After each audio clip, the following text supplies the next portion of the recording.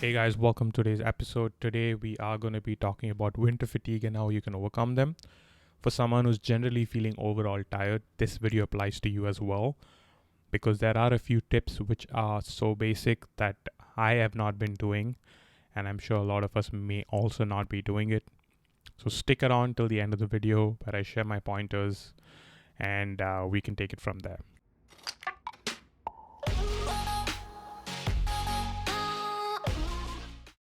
I know what you guys are thinking.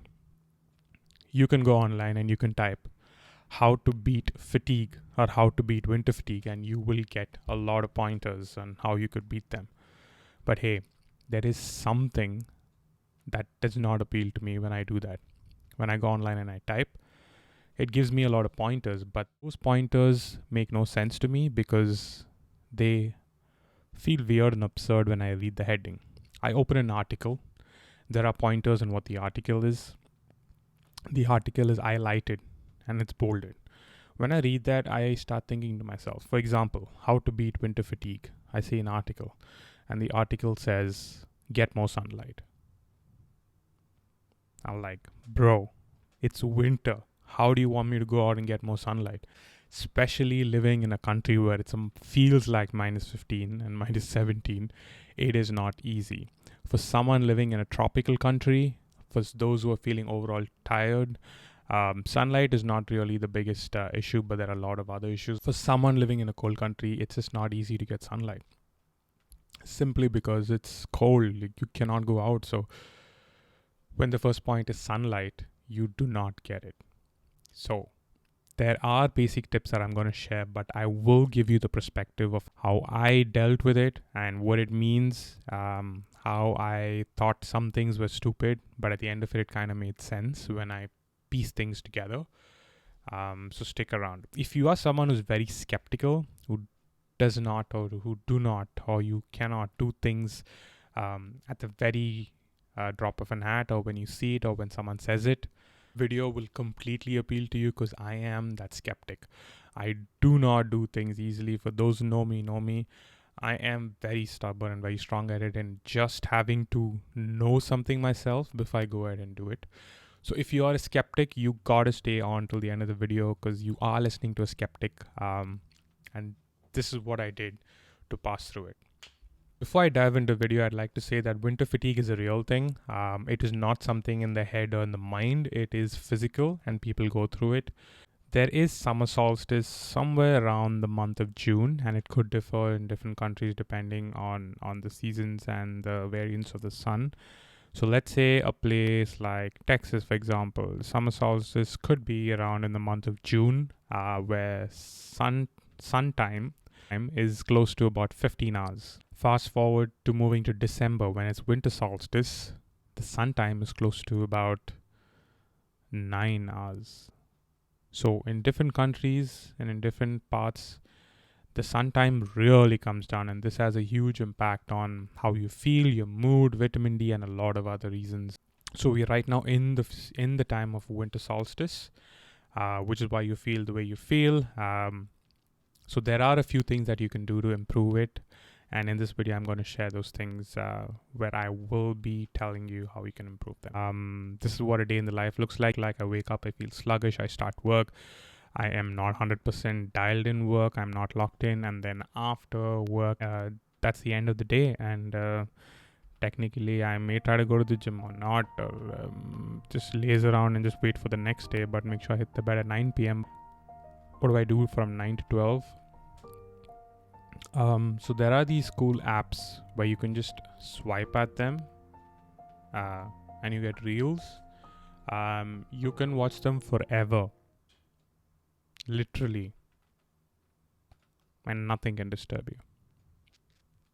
So for all those who moved specifically like me from a tropical country, maybe Jamaica, India, over to a North American country like Canada or US, you do feel some parts of US for sure, most parts of Canada, you do feel the weather being different. In most parts of Canada, it's more cold, it's more dry because of the continental sort of weather that we have compared to the tropical weather. Summers may be really hot and humid, but winters are really cold and dry. I'd like to share that moving from one country to the other, you cannot apply the same principles that you applied from where you're from, in terms of what you eat, in terms of how you feel, in terms of how your elders and people of acquaintance have tackled things. You cannot tackle it the same way. You got to learn new things, and that's where it gets tough. For someone who's a skeptic like me, when it comes to learning new things, it is hard, it is impossible, because I got to break a hard nut for me just to learn new things. Close to impossible for me to learn new things and have to break through them.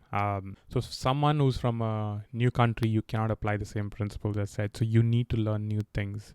How can you learn these things? These things you can learn online. You can learn from people around you. You can ask them.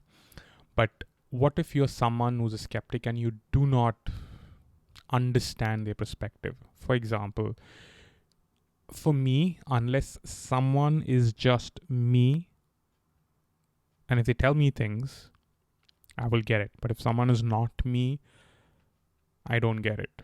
I got to do it myself.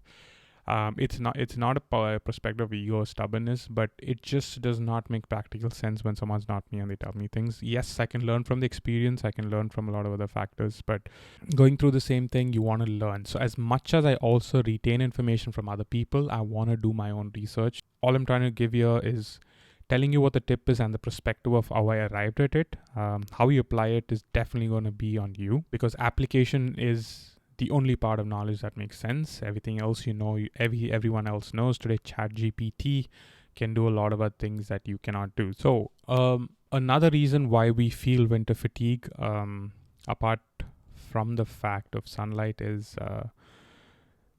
I couldn't butcher it. There are a lot of scientific researches and a lot of scientific podcasts, a lot of scientific YouTube videos where people explain it in the best way, but I will do my best in explaining this. So, melatonin secretion. Melatonin is a hormone that's released that controls your sleep and your wake pattern, which is also called the circadian rhythm. So, melatonin is a hormone that controls you when you sleep and when you wake up, which is your circadian rhythm. So, it is like an anchor or a monitor that controls it.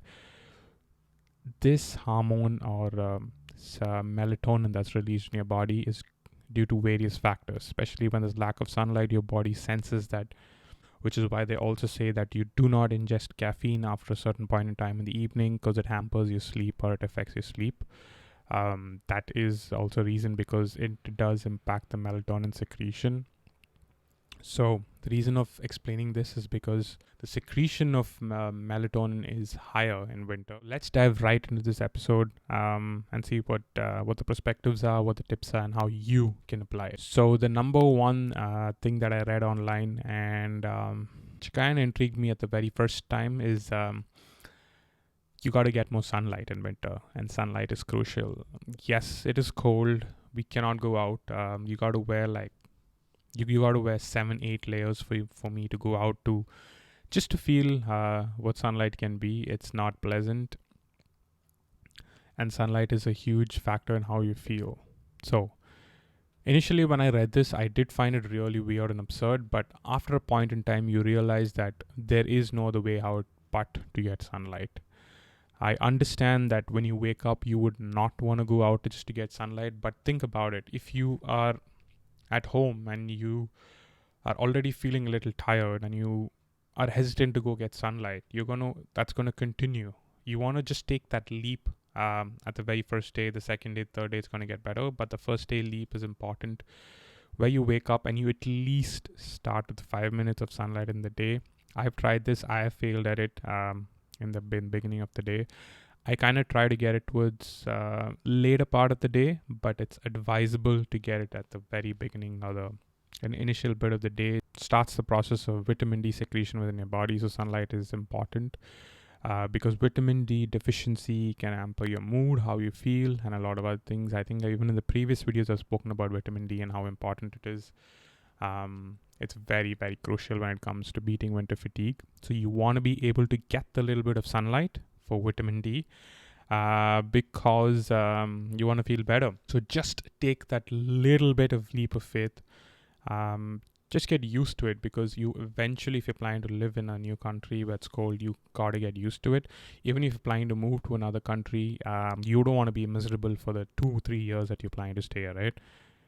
Because 2-3 years is a lot of time. It's a lot of time. You want to make it better every single season that you're staying in. The most important point that I want to share before I start with the other tips, and you also want to stay till the end of the video, because there are a lot of perspectives I share with each point, which is what the video is about, more than me just saying what the point is.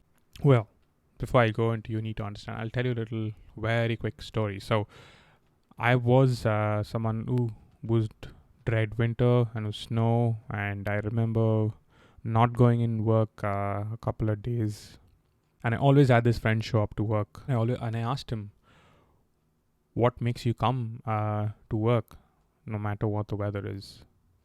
He looked at me in a funny way. He kind of looked at me and he laughed and he said, hey, it's just the weather. He would show up to work every single day, and when I asked him that question, he said, hey, it's just weather. And that is so simple, but it changed my perspective on what it is.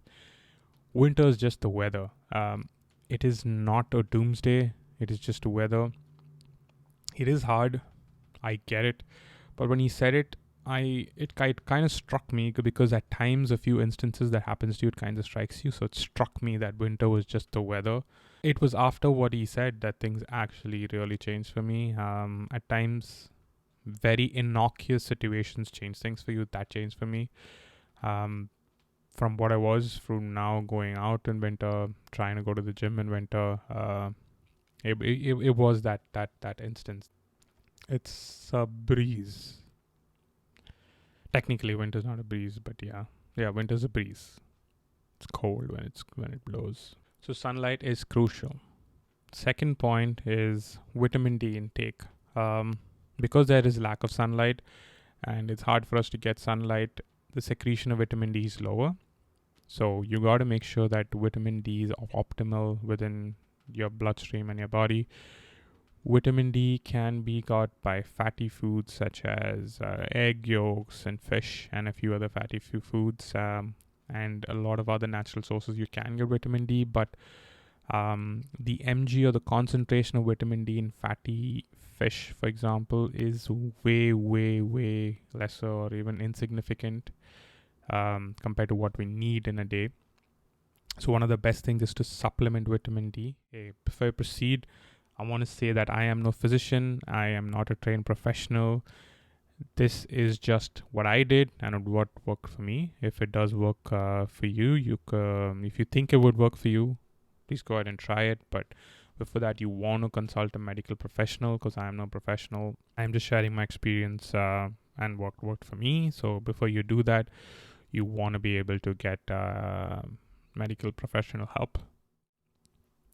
So in my perspective, vitamin D definitely makes a huge impact. So I do supplement vitamin D. I do vitamin D and fish oil supplements. Fish oil supplements for my joint health and ligaments, because of the weight training, or the little bit of weight training that I do.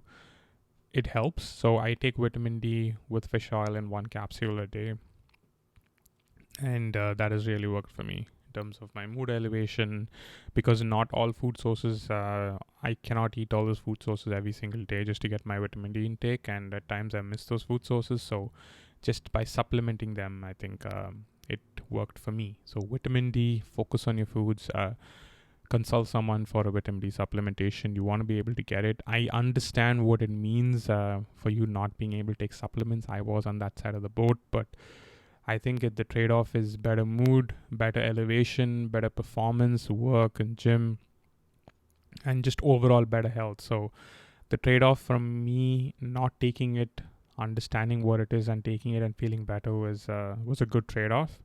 So at times I understand that you do not have context around you. You do not have people who take it.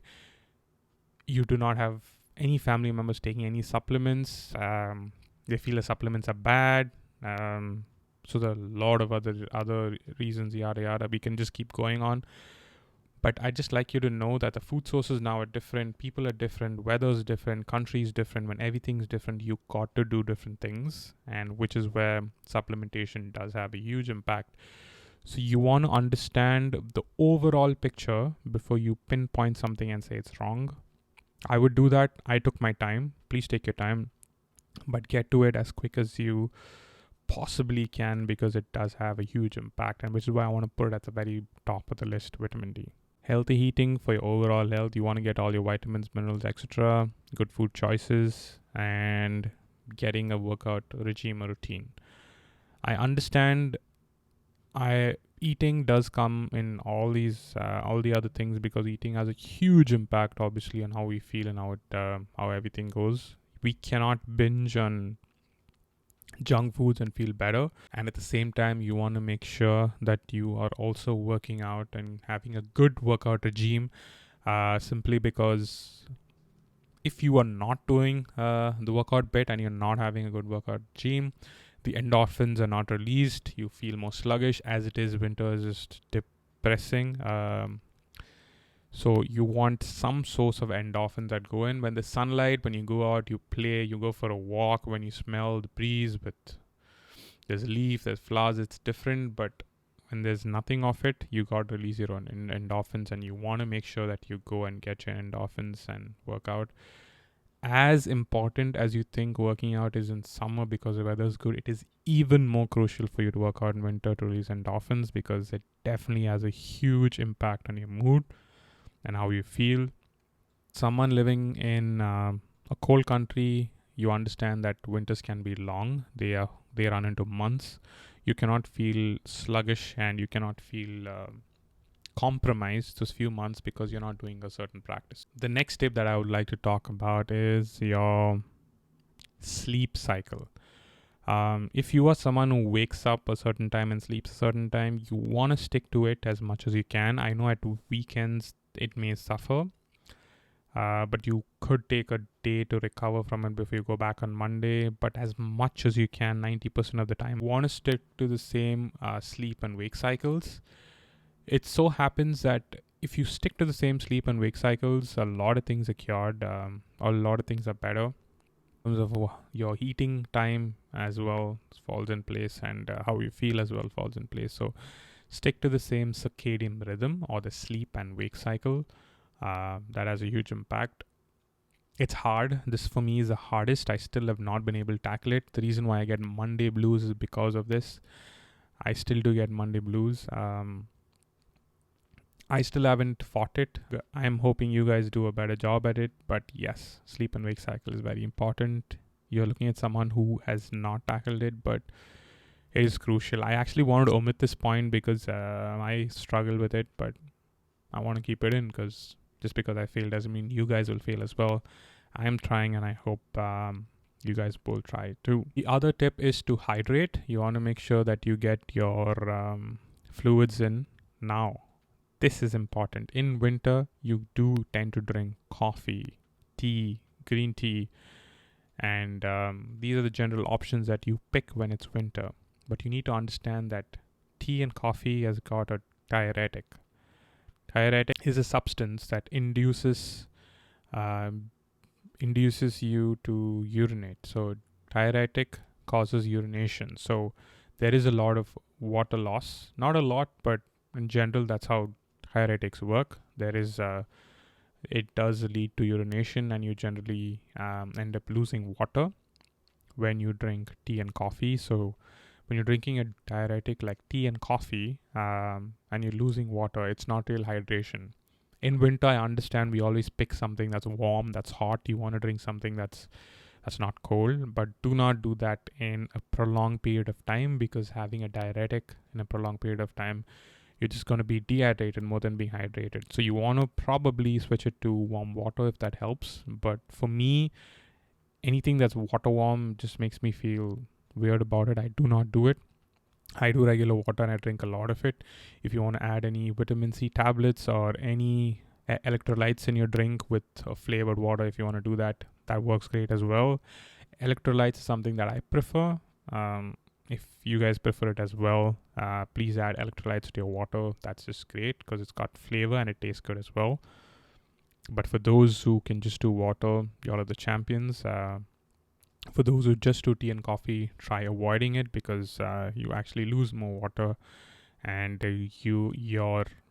your mood elevations go up and down because of caffeine in, caffeine out. Now, I could probably close at the final point. Relax, let it sink in. It's just weather. Now, this point is important because usually what happens is in winter is the days are shorter, nights are longer. So when the day ends somewhere, sometimes 4:30 in the beginning, then 5:36. It's better from there. When you feel that it's lights out and sun's out, you feel the day is ended. That's what I did. When I finish work, I feel like my day is done. Now I just wind up, go to sleep, and start for the next day when sun's out. But that's not true. In 24 hours, you have even if you split 8, and 8, you sleep 8 hours, you work 8 hours, you still have 8 hours. So there's something else you can do for yourself, either in terms of health or you want to do something that you enjoy doing. You please do it. Do not end your day based on the work schedule and you just end it and you just don't do anything, because I would do that. Still fall in that, but the only other thing that pushes me not to do that is just probably working out, because when I go, I know I'll use another 3 hours apart from the working time. So you want to relax, you want to feel, yes, it is winter, but just relax and know that it's just the weather. You do have time to do things. Even when lights out and it's cold, you can still do a lot of things. Yes, you cannot go out and go for a jog, probably when it's super cold. Yes, it's dark, there's lights, it doesn't feel the same, but hey, you want to get used to it. You want to find your pattern, your rhythm, because how long can you push through by just being sluggish and ending your day when work ends because sun's out? You cannot do that. So yes, you want to ease into it, you want to relax, and at the same time, your day does not end when work ends. Don't be me. Your day, there is more time to the day that you can do things that you like. So focus on that, and you would get through it. The only thing is, for me, a big winner is to not apply principles that you know in the past to the present, because where you're from, where you are is different. People you know who've tackle life and people who you know now who tackle life could be different. So do not apply the same principles. Things are different, the world is different, the nutrient density in food today is different from what it was before. You cannot just work on fields and pluck those delicious vegetables that we did with the same nutrient soil content. So you want to understand where you are at, and you want to pivot, and you want to take action based on where you're at, not just based on the past. You being your best actually is a selfless act. It has ripple effects all over. It benefits people around you. You can sound or look a little rebellious, but just remember that you're doing it for your well-being. For all those who stuck around till the end of the video, thank you. I appreciate you guys. For all those who gave me positive remarks in the previous videos and people who reached out to me personally as well, thank you. Please stay tuned with this channel. There are a lot of videos that I'm going to be putting out. Most importantly, I'd like to say peace. I'm out for this video for now. I will meet you in the next one. For those on Spotify and audio listeners, thank you. For those on YouTube, thank you. You guys have a great week, and see you in the next one.